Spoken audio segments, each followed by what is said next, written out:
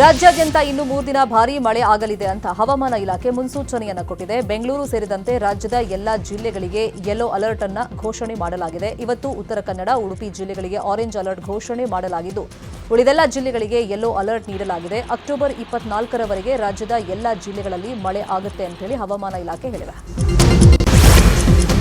ಸತತ ಮಳೆಯಿಂದಾಗಿ ಗೋಡೆ ಕುಸಿದು ಬಿದ್ದಿದೆ. ಮಂಡ್ಯದ ಕೆಆರ್ಪೇಟೆ ಪಟ್ಟಣದ ಅಗ್ರಹಾರ ಬಡಾವಣೆಯಲ್ಲಿ ಘಟನೆ ನಡೆದಿದೆ. ಮನೆಯಲ್ಲಿ ಇದ್ದಂತಹ ವೃದ್ಧೆ ಶಾರದಮ್ಮ ಕೂದಲೆಳೆ ಅಂತರದಲ್ಲಿ ಪಾರಾಗಿದ್ದಾರೆ. ಮಲಗಿದ್ದ ವೇಳೆ ಮನೆಯ ಒಂದು ಭಾಗದ ಗೋಡೆ ಏಕಾಏಕಿ ಕುಸಿದು ಬಿದ್ದಿದೆ. ಕೂಡಲೇ ವೃದ್ಧೆ ಮನೆಯಿಂದ ಹೊರಗೆ ಬಂದಿದ್ದಾರೆ. ಮನೆಯಲ್ಲಿದ್ದ ಪೀಠೋಪಕರಣ, ಬಟ್ಟೆ, ದವಸ ಧಾನ್ಯ ನಾಶವಾಗಿದೆ. ಪರಿಹಾರಕ್ಕಾಗಿ ತಾಲೂಕು ಆಡಳಿತಕ್ಕೆ ವೃದ್ಧೆ ಮನವಿ ಸಲ್ಲಿಸಿದ್ದಾರೆ. ಹಾರಂಗಿ ನದಿ ಪಾತ್ರದಲ್ಲಿ ಭಾರೀ ಮಳೆ ಹಿನ್ನೆಲೆಯಲ್ಲಿ ಹಾರಂಗಿ ಜಲಾಶಯ ಭರ್ತಿಯಾಗಿದೆ. ಜಲಾಶಯಕ್ಕೆ 8,200 ಕ್ಯೂಸೆಕ್ ನೀರು ಹರಿದು ಬಂದಿದೆ. ಇನ್ನು ಜಲಾಶಯದಿಂದ 5,000 ಕ್ಯೂಸೆಕ್ ಹೊರಬಿಡಲಾಗಿದೆ. ಮುನ್ನೆಚ್ಚರಿಕಾ ಕ್ರಮವಾಗಿ ನದಿಗೆ ಹೆಚ್ಚುವರಿ ನೀರನ್ನು ಬಿಡಲಾಗ್ತಾ ಇದ್ದು, ಎಲ್ಲರೂ ಎಚ್ಚರದಿಂದ ಇರುವಂತೆ ಆಡಳಿತ ಮಂಡಳಿ ಹೇಳಿದೆ. ಹೇಮಾವತಿ ಜಲಾನಯನ ಪ್ರದೇಶದಲ್ಲಿ ವ್ಯಾಪಕ ಮಳೆಯಾಗಿದೆ. ಹಾಸನದ ಗೊರೂರು ಡ್ಯಾಂಗೆ ಒಳಹರಿವು ಹೆಚ್ಚಾಗಿದೆ. ಯಾವುದೇ ಕ್ಷಣದಲ್ಲಾದರೂ ಡ್ಯಾಂನಿಂದ ನದಿಗೆ ನೀರು ಬಿಡುಗಡೆ ಮಾಡಲಾಗುತ್ತೆ ಅಂತ ಜಲಾಶಯದ ಸೂಪರಿಂಟೆಂಡೆಂಟ್ ಇಂಜಿನಿಯರ್ ಪ್ರಕಟಣೆ ಹೊರಡಿಸಿದ್ದಾರೆ. ಡ್ಯಾಂ ಕೆಳಗಿನ ನದಿ ಪಾತ್ರದ ಜನರು ಸುರಕ್ಷಿತ ಸ್ಥಳಕ್ಕೆ ತೆರಳುವಂತೆ ಸೂಚನೆ ನೀಡುವಂತೆ ಕಂದಾಯ ಇಲಾಖೆಗೆ ಮನವಿ ಮಾಡಲಾಗಿದೆ.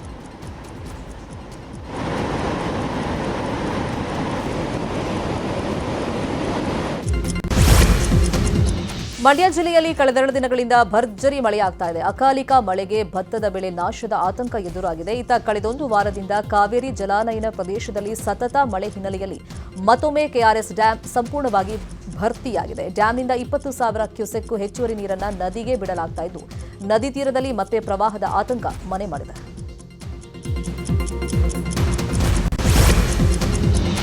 ಚಿತ್ರದುರ್ಗ ಜಿಲ್ಲೆಯ ಹಲವೆಡೆ ಭಾರೀ ಪ್ರಮಾಣದ ಮಳೆಯಾಗಿದೆ. ಇನ್ನು ಹಿರಿಯೂರು ವಾಣಿವಿಲಾಸ ಸಾಗರ ತುಂಬಿ ಕೋಡಿ ಬಿದ್ದಿದೆ. ವಿವಿ ಸಾಗರ ಹಿನ್ನೀರಿನಲ್ಲಿ ರೈತರ ಜಮೀನು ಜಲಾವೃತಗೊಂಡಿದೆ. ಹಿನ್ನೀರಿನ ವ್ಯಾಪ್ತಿಯಲ್ಲಿ ಬೆಳೆದಿದ್ದ 100 ಎಕರೆ ಬೆಳೆ ನಾಶವಾಗಿದೆ.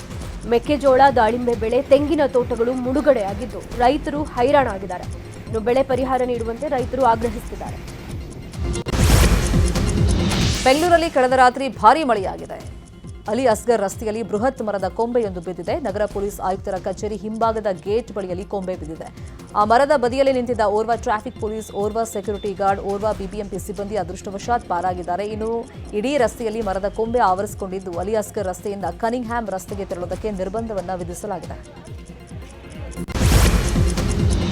ಚಿಕ್ಕಮಗಳೂರಿನ ಕಡೂರಿನಲ್ಲಿ ಕಳೆದೊಂದು ವಾರದಿಂದ ಬಿಟ್ಟು ಬಿಡದೆ ಮಳೆ ಸುರಿತಾನೇ ಇದೆ. ಭಾರೀ ಮಳೆಗೆ ಗಣಪತಿಹಳ್ಳಿ ಗ್ರಾಮದಲ್ಲಿ ಪುರಾತನ ಬಾವಿಯೊಂದು ಕುಸಿದಿದೆ. ಭೂಮಿಯಲ್ಲಿ ತೇವಾಂಶ ಹೆಚ್ಚಾದ ಹಿನ್ನೆಲೆ ಗಣಪತಿ ದೇವಸ್ಥಾನದ ಮುಂದೆ ಇದ್ದ ಬಾವಿ ಕುಸಿದಿದ್ದು ಯಾರಿಗೂ ಅಪಾಯ ಸಂಭವಿಸಿಲ್ಲ. ಕೇರಳದಲ್ಲೂ ಭರ್ಜರಿ ಮಳೆಯಾಗ್ತಾ ಇದೆ. ಕಣ್ಣೂರಿನ ಸಿರುಕುಳ ಪ್ರದೇಶದಲ್ಲಿ ಭಾರೀ ಮಳೆಗೆ ಬೃಹತ್ ಗೋಡೆ ಕುಸಿದು ಬಿದ್ದಿದೆ. ಗೋಡೆ ಕುಸಿತದ ಹಿನ್ನೆಲೆಯಲ್ಲಿ ಅಪಾರ ಪ್ರಮಾಣದ ಮಣ್ಣು ತೋಟಕ್ಕೆ ನುಗ್ಗಿ ಹಾನಿಯಾಗಿದೆ. ಗೋಡೆ ಕುಸಿಯುವಂತಹ ದೃಶ್ಯ ಸಿಸಿಟಿವಿಯಲ್ಲಿ ಸೆರೆಯಾಗಿದೆ.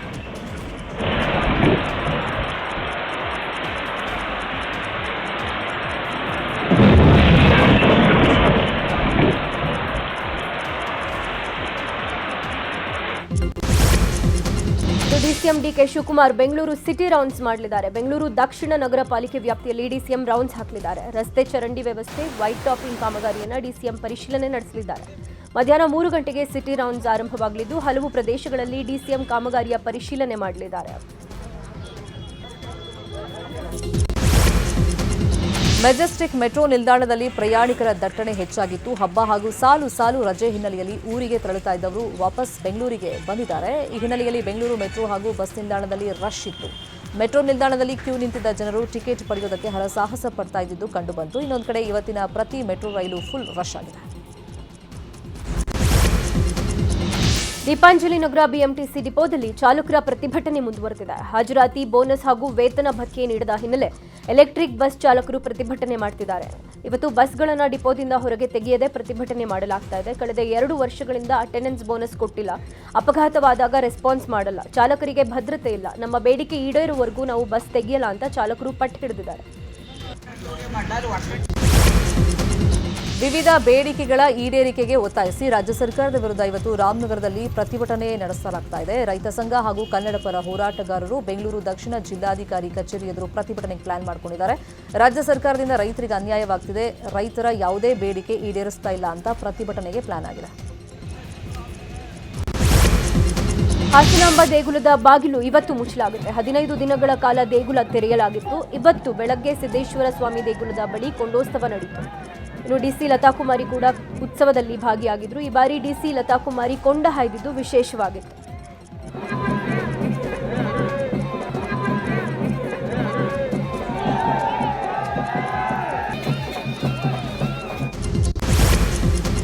ಬೆಳಗಾವಿಯಲ್ಲಿ ಇಂದಿನಿಂದ 3 ದಿನ ಕಿತ್ತೂರು ಉತ್ಸವ ನಡೆಯಲಿದೆ. ಇವತ್ತು ರಾಣಿ ಚೆನ್ನಮ್ಮ ಜನ್ಮಸ್ಥಳ ಕಾಕತಿಯಲ್ಲಿ ಕಿತ್ತೂರು ಉತ್ಸವಕ್ಕೆ ಸಚಿವ ಸತೀಶ್ ಜಾರಕಿಹೊಳಿ ಚಾಲನೆಯನ್ನ ಕೊಟ್ಟು ರಾಣಿ ಚೆನ್ನಮ್ಮಗೆ ಪೂಜೆ ಸಲ್ಲಿಸುವ ಮೂಲಕ ಚಾಲನೆ ಕೊಟ್ಟು ಸಚಿವ ಜಾರಕಿಹೊಳಿಗೆ ಶಾಸಕ ಆಸಿಫ್ ಸೇಠ್ ಸಾಥ್ ಕೊಟ್ಟರು.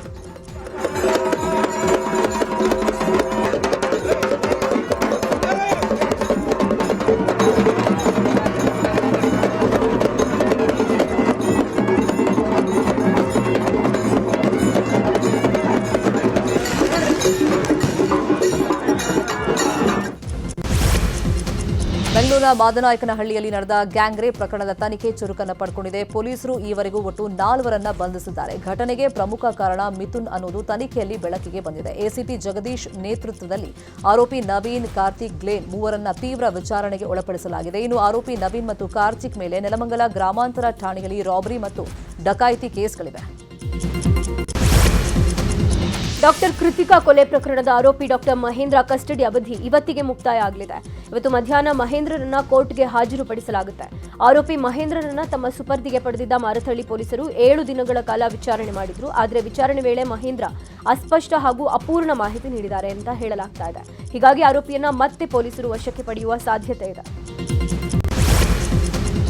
ಸಿಎಂ ತವರಲ್ಲಿ ಭ್ರೂಣ ಹತ್ಯೆ ಕುಕೃತ್ಯ ನಡೆದಿದೆ. ಮೈಸೂರು ತಾಲೂಕಿನ ಹನುಗನಹಳ್ಳಿಯಲ್ಲಿ ಘಟನೆ ನಡೆದಿರೋದು. ಆರೋಗ್ಯ ಇಲಾಖೆ ಹಾಗೂ ಪೊಲೀಸರು ಜಂಟಿ ಕಾರ್ಯಾಚರಣೆ ನಡೆಸಿ ಭ್ರೂಣ ಹತ್ಯೆ ಮಾಡ್ತಾ ಇದ್ದವರನ್ನ ಅರೆಸ್ಟ್ ಮಾಡಿದ್ದಾರೆ. ಐಷಾರಾಮಿ ಮನೆಯಲ್ಲಿ ಇದ್ದಂತಹ ಕಿಡಿಗೇಡಿಗಳು ಅಲ್ಲೇ ಭ್ರೂಣ ಹತ್ಯೆಯನ್ನ ಮಾಡ್ತಾ ಇದ್ದರಂತೆ.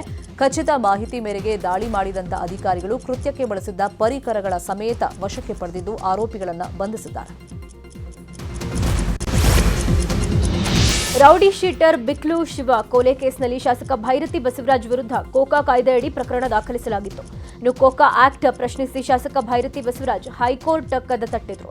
ಅರ್ಜಿ ಸಂಬಂಧ ಇವತ್ತು ವಿಚಾರಣೆ ನಡೆಯುತ್ತೆ. ನ್ಯಾಯಮೂರ್ತಿ ಎಸ್ ಸುನಿಲ್ ದತ್ ಯಾದವ್ ಪೀಠದಲ್ಲಿ ಅರ್ಜಿ ವಿಚಾರಣೆ ನಡೆಯಲಿದೆ.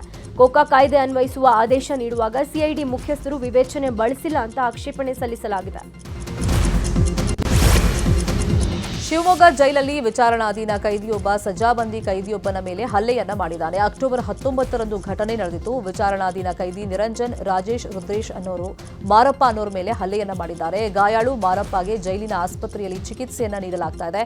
ಇನ್ನು ಆರೋಪಿಗಳನ್ನ ತಪಾಸಣೆಗೆ ಒಳಪಡಿಸಿದಾಗ ನಿರಂಜನ್ ಬಳಿ ಬ್ಲೇಡ್ ಪತ್ತೆಯಾಗಿದೆ. ತುಂಗಾನಗರ ಠಾಣೆಯಲ್ಲಿ ದೂರು ದಾಖಲಾಗಿದೆ. ತುಮಕೂರಿನ ಖಾಸಗಿ ವಸತಿ ಶಾಲೆಯಲ್ಲಿ ಬಾಲಕಿಯೊಬ್ಬಳನ್ನ ಕೊಲೆ ಮಾಡಲು ಯತ್ನಿಸಿದ್ದಾರೆ ಅನ್ನೋ ಆರೋಪ ಕೇಳಿಬಂದಿದೆ. ಟೆರೆಸ್ ಮೇಲಿಂದ ತಳ್ಳಿ ಕೊಲೆ ಮಾಡಲು ಯತ್ನಿಸಿದ್ದಾರೆ ಅಂತ ಹೇಳಲಾಗ್ತಾ ಇದೆ. ಈ ಬಗ್ಗೆ ಕುಣಿಗಲ್ ಠಾಣೆಯಲ್ಲಿ ಎಫ್ಐಆರ್ ದಾಖಲಾಗಿತ್ತು. ಆದರೆ ಠಾಣಾ ಇನ್ಸ್ಪೆಕ್ಟರ್ ಮಾದ್ಯ ನಾಯಕ್ ಬಳಿ ಗಂಭೀರ ಗಾಯಗೊಂಡಿರುವ ವಿದ್ಯಾರ್ಥಿನಿ ಹೇಳಿಕೆ ನೀಡಿದ್ರೂ ಕೂಡ ಸರಿಯಾಗಿ ತನಿಖೆ ನಡೆಸಿಲ್ಲ ಅನ್ನೋ ಆರೋಪ ಕೇಳಿಬಂದಿದೆ.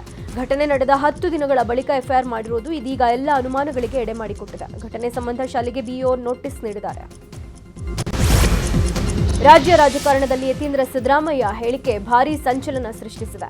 ನಮ್ಮ ತಂದೆ ರಾಜಕೀಯ ಕೊನೆಗಾಲದಲ್ಲಿದೆ ಅಂತ ಸಿದ್ದರಾಮಯ್ಯನ ನಂತರ ವೈಚಾರಿಕವಾಗಿ ಪ್ರಗತಿಪರವಾದ ನಾಯಕತ್ವ ಬೇಕು ಅಂತ ಯತೀಂದ್ರ ಸಿದ್ದರಾಮಯ್ಯ ಹೇಳಿಕೆ ಕೊಟ್ಟಿದ್ರು. ಅಂತಹ ಜವಾಬ್ದಾರಿಯನ್ನ ಸತೀಶ್ ಜಾರಕಿಹೊಳಿ ವಹಿಸಿಕೊಳ್ತಾರೆ ಅಂತ ಹೇಳಿದ್ರು. ಬೆಳಗಾವಿಯ ರಾಯಭಾಗದಲ್ಲಿ ಯತೀಂದ್ರ ಈ ಬಗ್ಗೆ ಹೇಳಿಕೆ ನೀಡಿದ್ದಾರೆ.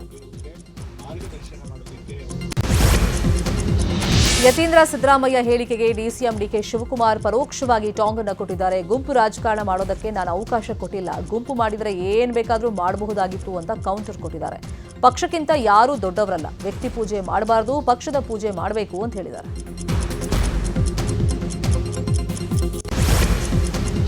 ಮುಂದಿನ ನಾಯಕತ್ವ ಸತೀಶ್ ಜಾರಕಿಹೊಳಿ ವಹಿಸಿಕೊಳ್ಬೇಕು ಅನ್ನುವ ಯತೀಂದ್ರ ಸಿದ್ದರಾಮಯ್ಯ ಹೇಳಿಕೆಗೆ ಸಚಿವ ಸತೀಶ್ ಜಾರಕಿಹೊಳಿ ಪ್ರತಿಕ್ರಿಯೆ ನೀಡಿದ್ದಾರೆ. ಯತೀಂದ್ರ ತಮ್ಮ ವೈಯಕ್ತಿಕ ನಿರ್ಧಾರ ಹೇಳಿದ್ದಾರೆ. ಅಂತಿಮವಾಗಿ ಯಾರು ನಾಯಕ ಅಂತ ಪಕ್ಷ ಹಾಗೂ ಶಾಸಕರು ನಿರ್ಧಾರ ಮಾಡಬೇಕು ಅಂದಿದ್ದಾರೆ. ಅಹಿಂದ ನಾಯಕತ್ವ ಇದ್ದೇ ಇದೆ, ಅದಿಲ್ಲದೆ ಸಂಘಟನೆ ಮಾಡೋಕ್ಕಾಗಲ್ಲ. ಡಿಸೆಂಬರ್ನಲ್ಲಾಗುವ ಕ್ರಾಂತಿ ನಮಗೆ ಗೊತ್ತಿಲ್ಲ ಅಂತ ಸಚಿವ ಸತೀಶ್ ಜಾರಕಿಹೊಳಿ ಹೇಳಿದ್ದಾರೆ. ಯತೀಂದ್ರ ಹೇಳಿಕೆ ವಿಚಾರವಾಗಿ ವಿಪಕ್ಷ ನಾಯಕ ಆರ್ ಅಶೋಕ್ ಪ್ರತಿಕ್ರಿಯೆ ಕೊಟ್ಟಿದ್ದಾರೆ. 2.5 ವರ್ಷ ಆದ್ಮೇಲೆ ನಾನೇ ಸಿಎಂ ಅಂತ ಕುರ್ಚಿ ಮೇಲೆ ಡಿಕೆಶಿ ಟವೆಲ್ ಹಾಕಿ ಕೂತಿದ್ರು. ಆದರೆ ಅವರನ್ನ ಗಂಗಾ ನದಿಯಲ್ಲಿ ಮುಳುಗಿಸಿದಂತಾಯ್ತು. ಸಿದ್ದರಾಮಯ್ಯ ಗುಂಪು ಸ್ಟ್ರಾಟಜಿ ಮಾಡ್ತಾ ಇದೆ. ಡಿಕೆಶಿ ಸಿಎಂ ಆಗಬಾರದು ಅಂತ ನಿರ್ಧಾರ ಮಾಡ್ದಂಗೆ ಕಾಣಿಸ್ತಿದೆ ಅಂತ ಹೇಳಿದ್ದಾರೆ. ಆರ್ಎಸ್ಎಸ್ ವಿರುದ್ಧ ವಾಗ್ದಾಳಿ ಮಾಡ್ತಿರುವ ಪ್ರಿಯಾಂಕ್ ಖರ್ಗೆಗೆ ಮೇಲಿಂದ ಮೇಲೆ ಬೆದರಿಕೆ ಕರೆಗಳು ಬರ್ತಾನೆ ಇವೆ. ಈ ಹಿನ್ನೆಲೆ ಪ್ರಿಯಾಂಕ್ ಖರ್ಗೆಗೆ ಗೃಹ ಇಲಾಖೆ ಬೆಂಗಾವಲು ಪಡೆ ನೀಡಿದೆ. 3 ದಿನದ ಹಿಂದೆ ಎಸ್ಕಾಟ್ ನೀಡಿದ್ರೂ ಪ್ರಿಯಾಂಕ್ ಖರ್ಗೆ ಬಳಕೆ ಮಾಡಿರಲಿಲ್ಲ. ಆದರೆ ಇವತ್ತಿನಿಂದ ಬೆಂಗಾವಲು ವಾಹನ ಬಳಕೆ ಮಾಡಲು ಮುಂದಾಗಿದ್ದಾರೆ. ಆರ್ಎಸ್ಎಸ್ ಹೆಸರಲ್ಲಿ ಯಾವುದೇ ಬಿಲ್ಡಿಂಗ್ ಇಲ್ಲ ಅನ್ನೋದನ್ನೇ ನಾನು ಹೇಳಿದ್ದು. ಅವರು ಅದನ್ನೇ ಹೇಳ್ತಾ ಇದ್ದಾರೆ. ಆರ್ಎಸ್ಎಸ್ ಕಾರ್ಯಕ್ರಮಕ್ಕೆ ಮಾಡಿದ ಖರ್ಚು ವೆಚ್ಚದ ಬಗ್ಗೆಯೂ ಮಾಹಿತಿ ನೀಡಬೇಕಲ್ವಾ ಅಂತ ಸಚಿವ ಪ್ರಿಯಾಂಕ್ ಖರ್ಗೆ ಹೇಳಿದ್ದಾರೆ. ಬೆಂಗಳೂರಲ್ಲಿ ಮಾತನಾಡಿರೋ ಅವರು, ನಾನು ದಾಖಲೆ ಕೇಳಿದರೆ ನನ್ನ ಬಗ್ಗೆ ವೈಯಕ್ತಿಕವಾಗಿ ಮಾತಾಡ್ತಾರೆ, ನನ್ನ ಕುಟುಂಬದ ಬಗ್ಗೆ ಮಾತಾಡ್ತಾರೆ. ಬಿಜೆಪಿಯವರು ಭೌತಿಕವಾಗಿ ದಿವಾಳಿಯಾಗಿದ್ದಾರೆ ಅಂತ ಹೇಳಿದ್ದಾರೆ. ಪ್ರಧಾನಿ ನರೇಂದ್ರ ಮೋದಿ ಮುಂಬರುವಂತಹ ಆಸಿಯಾನ್ ಮತ್ತು ಪೂರ್ವ ಏಷ್ಯಾ ಶೃಂಗಸಭೆಗಳಿಗೆ ಮಲೇಷ್ಯಾಗೆ ಭೇಟಿ ನೀಡುವಂತಹ ಸಾಧ್ಯತೆ ಕಡಿಮೆ ಇದೆ. ಹೀಗಾಗಿ ಈ ವರ್ಷ ಅಮೆರಿಕ ಅಧ್ಯಕ್ಷ ಟ್ರಂಪ್ ಜೊತೆಗೆ ಸಭೆ ನಡೆಸುವಂತಹ ಸಾಧ್ಯತೆಯೂ ಕಡಿಮೆ ಇದೆ. ಮೋದಿ ಬದಲಿಗೆ ವಿದೇಶಾಂಗ ಸಚಿವ ಜೈಶಂಕರ್ ಮಲೇಷ್ಯಾಗೆ ಭೇಟಿಯನ್ನ ಕೊಡಲಿದ್ದಾರೆ. ಇನ್ನು ಮಲೇಷ್ಯಾ ಪ್ರಧಾನಿ ಅನ್ವರ್ ಇಬ್ರಾಹಿಂ ಎಕ್ಸ್ನಲ್ಲಿ ಪೋಸ್ಟ್ ಮಾಡಿದ್ದು, ನಿನ್ನೆ ರಾತ್ರಿ ಪ್ರಧಾನಿ ಮೋದಿ ನನಗೆ ಕರೆ ಮಾಡಿದ್ರು. ಭಾರತ ಹಾಗೂ ಮಲೇಷ್ಯಾ ನಡುವಿನ ಸಂಬಂಧ ವೃದ್ಧಿ ವಿಚಾರವಾಗಿ ಚರ್ಚೆ ನಡೆಯಿತು. ಇನ್ನು ಕೌಲಾಲಂಪುರದಲ್ಲಿ ನಡೆಯುವ ಏಷ್ಯನ್ ಶೃಂಗಸಭೆ ವಿಚಾರವಾಗಿ ಚರ್ಚೆ ನಡೆದಿದೆ. ದೀಪಾವಳಿ ಹಿನ್ನೆಲೆ ಏಷ್ಯನ್ ಶೃಂಗಸಭೆಯನ್ನ ನಾನು ವರ್ಚುವಲ್ ಆಗಿ ಅಟೆಂಡ್ ಮಾಡ್ತೀನಿ ಅಂತ ಹೇಳಿದ್ದಾರೆ ಅಂತ ಪೋಸ್ಟ್ ಮಾಡಿದ್ದಾರೆ. ಕೇರಳದ ತ್ರಿಶೂರ್ ಜಿಲ್ಲೆಯ ಮಲಕ್ಕಂಪಾದ ರಸ್ತೆಯಲ್ಲಿ ಕಬಾಲಿ ಎಂಬ ಕಾಡಾನೆ ಹಾವಳಿ ಹೆಚ್ಚಾಗಿದೆ. ರಸ್ತೆ ಮಧ್ಯೆ ಹಲವು ಗಂಟೆಗಳಿಂದ ನಿಂತ ಕಬಾಲಿ ಆನೆಯಿಂದ ವಾಹನ ಸವಾರರು ಪರದಾಡಿದ್ರು. ವಾಹನ ಚಾಲಕರು ಹಾರ್ನ್ ಒತ್ತಿ ಆನೆಯನ್ನ ಬೆದರಿಸಿದ್ರು. ಅದು ಅಲ್ಲಿಂದ ಕದಲದೆ ಅಲ್ಲೇ ನಿಂತಿತ್ತು. ಕಡೆಗೆ ಅರಣ್ಯ ಇಲಾಖೆಯ ಅಧಿಕಾರಿಗಳು ಆಗಮಿಸಿ ಕಬಾಲಿ ಆನೆಯನ್ನ ಕಾಡಿಗಟ್ಟಿದ್ದಾರೆ.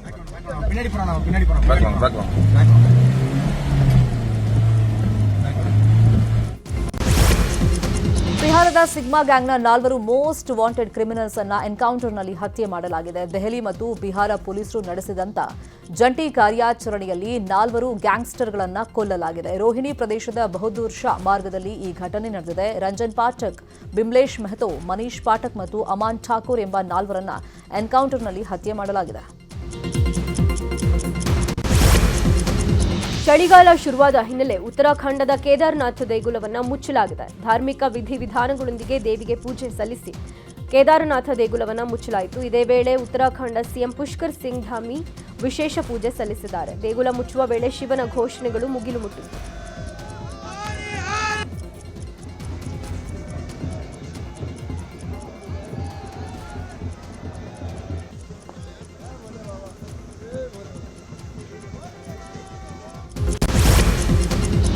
ಭಾರತವು ಶೀಘ್ರದಲ್ಲೇ ರಷ್ಯಾದೊಂದಿಗಿನ ತೈಲ ವ್ಯಾಪಾರ ಸಂಬಂಧವನ್ನು ಕಡಿದುಕೊಳ್ಳಲಿದೆ ಅಂತ ಅಮೆರಿಕ ಅಧ್ಯಕ್ಷ ಟ್ರಂಪ್ ಪುನರುಚ್ಚರಿಸಿದ್ದಾರೆ. ಈ ವರ್ಷದ ಅಂತ್ಯದ ವೇಳೆಗೆ ಭಾರತ ರಷ್ಯಾ ನಡುವಿನ ತೈಲ ಒಪ್ಪಂದ ಕೊನೆಗೊಳ್ಳಲಿದೆ ಅಂತ ಟ್ರಂಪ್ ಹೇಳಿದ್ದಾರೆ.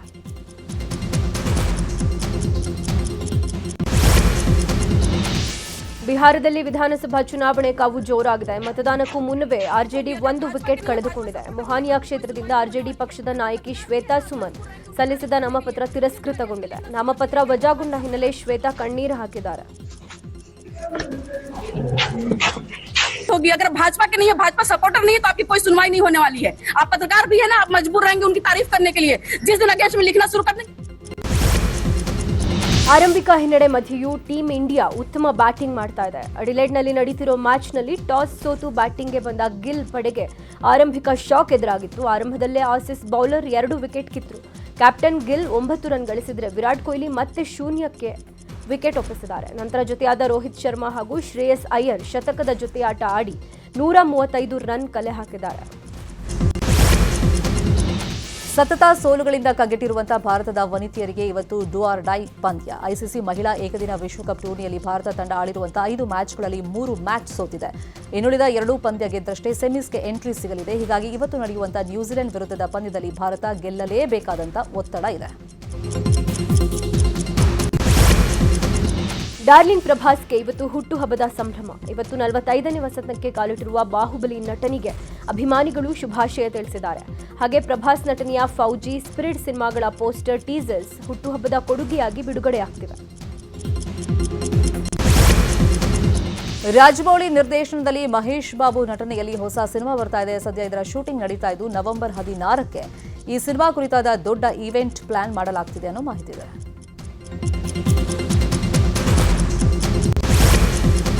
ಆರೋಗ್ಯ ಸಚಿವ ದಿನೇಶ್ ಗುಂಡೂರಾವ್ ನ್ಯೂಸ್ 18ನ ಟಾಕ್ ಟಾನಿಕ್ನಲ್ಲಿ ಮನಬಿಚ್ಚಿ ಮಾತನಾಡಿದ್ದಾರೆ. ಭವಿಷ್ಯದಲ್ಲಿ ದಿನೇಶ್ ಗುಂಡೂರಾವ್ ಮುಖ್ಯಮಂತ್ರಿ ಆಗಬಹುದಾ? ಈ ಪ್ರಶ್ನೆಗೆ ಉತ್ತರಿಸಿದ್ದಾರೆ ದಿನೇಶ್ ಗುಂಡೂರಾವ್. ಅವರ ಸಂಪೂರ್ಣ ಸಂದರ್ಶನ ಇವತ್ತು ಸಂಜೆ 6:30ಕ್ಕೆ ನ್ಯೂಸ್ 18 ಡಿಜಿಟಲ್ನಲ್ಲಿ ಪ್ರಸಾರ ಆಗುತ್ತೆ. ತಪ್ಪದೆ ನೋಡಿ. ನಾನು ಬ್ರಾಹ್ಮಣ, ಅವರು ಮುಸ್ಲಿಮ್ಮು, ಇದೆಲ್ಲ ಮದುವೆ ಆದವು ಅದೇ ಅಷ್ಟೇ. ಆವಾಗ ಎಷ್ಟೋ ಜನ ನಿಮ್ಮ ಪೊಲಿಟಿಕಲ್ ಫ್ಯೂಚರೇ ಮುಗೀತದೆ, ನಿಮ್ಮನ್ನು ಯಾರು ರೆಕಗ್ನೈಸ್ ಮಾಡೋದಿಲ್ಲ, ನಿಮ್ಮ ಸಮಾಜದವ್ರು ನಿಮ್ಮನ್ನು ಕೈ ಬಿಟ್ಬಿಡ್ತಾರೆ, ಹಿಂದೂಗಳು ಒಂಥರ ನೋಡ್ತಾರೆ, ಮುಸ್ಲಿಮ್ಸ್ ಅಂತ ನೋಡ್ತಾರೆ, ಇದೆಲ್ಲ ಈ ಥರನೂ ಕೂಡ ಚರ್ಚೆಗಳಾಯಿತು. ಆದರೆ ಅದೆಲ್ಲ ಎದುರಿಸ್ಕೊಂಡು ಬಂದು, ಬಟ್ ನಾವು ಯಾವುದೇ ಒಂದು ಕೆಟ್ಟ ಉದ್ದೇಶದಂತೂ ನಾವೇನು ಹೆಜ್ಜೆ ಇಟ್ಟಿಲ್ಲ. ಯಾರಿಗೂ ತೊಂದರೆ ಕೊಡಬೇಕು ಅಂತ ನಾವೇನು ಮಾಡಲಿಲ್ಲ. ನಮ್ಮ ವೈಯಕ್ತಿಕ ತೀರ್ಮಾನಗಳು. ಆದರೆ ನಾನು ಅದ್ರ ಬಗ್ಗೆ ತಲೆ ಕೆಡಿಸ್ಕೊಳ್ಳೇ ಇಲ್ಲ. ನಾನು ಅದ್ರ ಬಗ್ಗೆ ಒಂದು ದಿವಸನೂ ತಲೆ ಕೆಡಿಸ್ಕೊಂಡಿಲ್ಲ. ಬಟ್ ಜನರಿಗೆ ಪಾರದರ್ಶಕತೆ ಇದ್ದರೆ ಒಪ್ಕೊಳ್ತಾ ಅಂತ ನಾನು ಅಂದ್ಕೊಂಡಿದ್ದೀನಿ. ಜನರಿಗೆ ಎಲ್ಲೊಂದು ಕಡೆ ನಾವು ಪಾರದರ್ಶಕವಾಗಿದ್ದರೆ ಅದು ಜನ ಅಕ್ಸೆಪ್ಟ್ ಮಾಡ್ಕೊಳ್ತಾರೆ, ನಾವು ಏನೇ ಆಗಿರ್ಬೋದು.